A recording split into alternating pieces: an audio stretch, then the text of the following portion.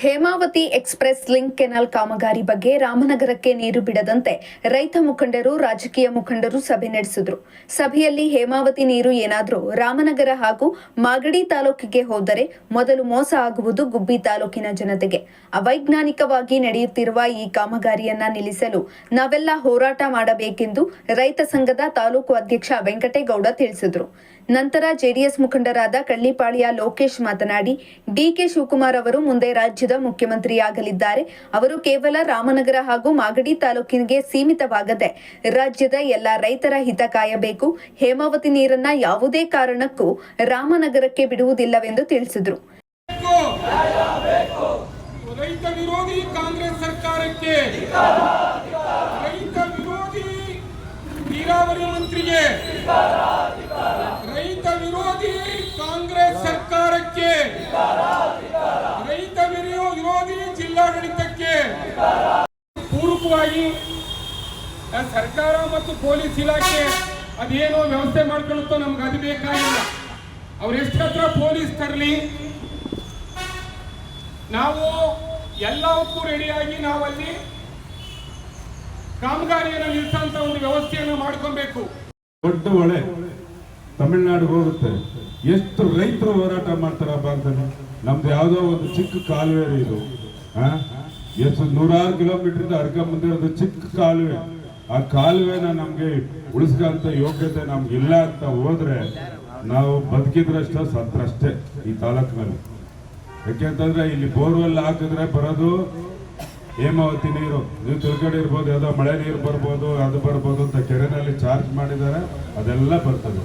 ಆ ನೀರನ್ನ ಕುಡಿದಂಥ ಮಕ್ಕಳು ನಾವೇನಿದ್ದೀವಿ, ರೈತರ ಮಕ್ಕಳು, ನಾವು ಎಚ್ಚೆಚ್ಕೊಂಡ್ ಬರಬೇಕು. ಇಲ್ಲ ಅಂತ ಅಂದ್ರೆ ಮುಗೀತು, ಖಂಡಿತ ಮುಗೀತು.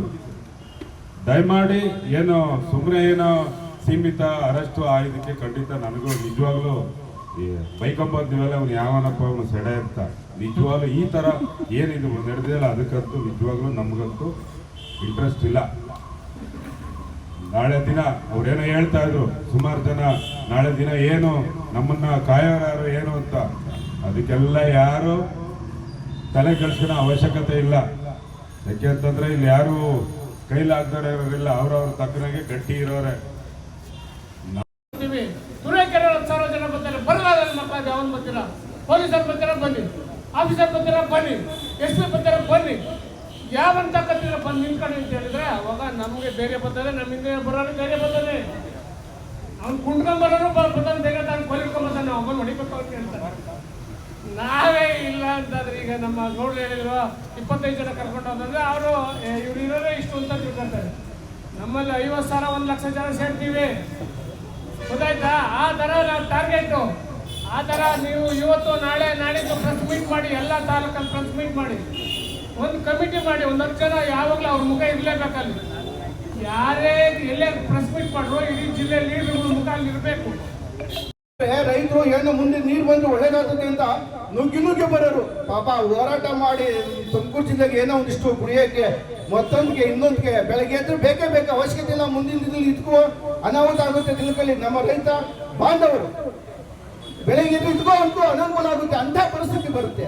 ಆದ್ರಿಂದ ದಯವಿಟ್ಟು ಒಬ್ಬ ಬಡ ರೈತ 1 ಎಕರೆ ಜಮೀನಿದ್ರೆ ಇವತ್ತಿನಿಂದ 500 ಅಡಿಕೆ ಗಿಡ ಕಟ್ಟಿದೆ, ತೆಂಗು ಇದೆ. ಸ್ವಾಮಿ ಬಡ ಅಂದ್ರೆ 500ರಿಂದ 10,000 15,000 ಅಡಿಕೆ ಗಿಡ ಇರೋ ಅಂತ ನಮ್ಮ ರೈತಾಪಿ ವರ್ಗ ಗುಬ್ಬಿ ತಾಲೂಕಿಗೆ ಇದ್ದೀವಿ. ಎಲ್ಲಿ ನೋಡಿರೋ ನಮ್ಮ ಅಮ್ಮಗಂಟೆ ಕಡೆ ಹೋಗ್ಬಿಟ್ರೆ ಇಡೀ ಗುಬ್ಬಿ ತಾಲೂಕಿಗೆ ಇದೆ, ಇಲ್ಲ ಅಂತಲ್ಲ, ಆ ಪರಿಸ್ಥಿತಿ ಇದೆ. ಹೋಗ್ತಾರೆ 400-500 ಜನ ಇದೀವಿ. ಅಡ್ಡ ಮನೆಗಳ ಬಸ್ ಬಂದು ಅಡ್ಡ ಮನೆ ನಮ್ಮನ್ನು ಅರೆಸ್ಟ್ ಮಾಡ್ರಿ ಇನ್ನ ಪ್ರವೃತ್ತಿ ಹೋರಾಟ ಮನೋಭಾವ ಬೆಳೆಸ್ಕೊಬೇಕು. ಒಂದೇನು ಅಂದ್ರೆ ನಾವೊಂದು ಪಡೆ ರಚನೆ ಮಾಡ್ಬೇಕು. ಸುಮಾರು 2,000 ಜನ ಒಂಥರ ಬಲಿರಾ ಪಡೆ ಇದ್ದಂಗೆ ಇರ್ಬೇಕು. ಏನು STF ಏನು ಗೆರಿಲ್ಲಾ ಪಡೆ ಇದ್ದಂಗೆ ಇದ್ರೆ ಯುದ್ಧ ಮಾಡೇ ಮಾಡ್ತೀವಿ. ಮುಂದಕ್ಕೆ ಹೋಗೋನು ಆಯುಧ ಕೆಳಕ್ಕೆ ಇಡಬಾರ್ದು. ಫಸ್ಟ್ ನೀವು ಮಾತಾಡೋದು ಬಿಡ್ಬೇಕು. ಬಿಡೋ ಡಿಕೆ ಶಿವಕುಮಾರ್ ಬಿಡ್ತಾನೆ ಯಾವುದೋ ಕಾರಣಕ್ಕೆ ಸುಮ್ಮನೆ ಹಿಂಗೆ ಆಡ್ತಾರೆ. ಒಂದು ಹಿಡ್ಕೊಂಡು ನಾಗಣ್ಣ ರೈತ ಸಂಘರಿಗೆ ಇನ್ನೇನು ಅವರು ಸೇರ್ಕೊಂಡು ಹಿಂಗೆ ಆಡ್ತಾರೆ, ಅದನ್ನು ಬಿಡಿ. ನಮ್ಮ ನಾಗಣ್ಣ ಹೇಳ್ದಂಗೆ 1 ಅಡಿ 1 ಸೀರೆ ಅಲ್ಲಿ ಹಿಡಿತಾಂಡಿರ್ತಾರೆ. ಒಂದು ಏನಾರ ಬಂದ್ರೆ ಅಣ್ತಂದಿರೆ ಏನಾರ ಒಂಚೂರು ಒಂದು ಗೆರೆಗೆ ಒಳದಾಂಡ್ರಲ್ಲಿ ಬೆಳಿತಾಂಡಿರ್ತಾರೆ. ಪಕ್ಕದ ತೋಟಕ್ಕೆ ದನ ಬಂದು ನೀವು ವರ್ಷ ಕೂಡ ಆಗ್ತಿರ್ತಾರೆ. ಬೇರೆ ಜಿಲ್ಲೆಯಿಂದ ಬಂದು ನೀರು ಹೊಡ್ಕೊಂಡು ಹೋಗ್ತಾವ್ ನಮ್ದು ಅಂದ್ರೆ ಸುಳ್ಳು ಅನಿಕೊಂಡಿದೆ. ಅದಾಗದ್ ಬೇಡ. ರೈತರಲ್ಲಿ ಹುರಿದುಂಬಿಸ್ಬೇಕು. ನಾನು ನಾಗಣ್ಣ ರೈತ ಸಂಘದವರು ಎಲ್ಲ ಸೇರಿ ಎಲ್ಲ ಹೋಬಳಿಗಳಲ್ಲೂ ನಾಳೆಯಿಂದ ಪ್ರವಾಸ ಶುರು ಮಾಡ್ತೀವಿ. ಎಲ್ಲ ಊರುಗಳಿಗೂ ಹೋಗ್ತೀವಿ.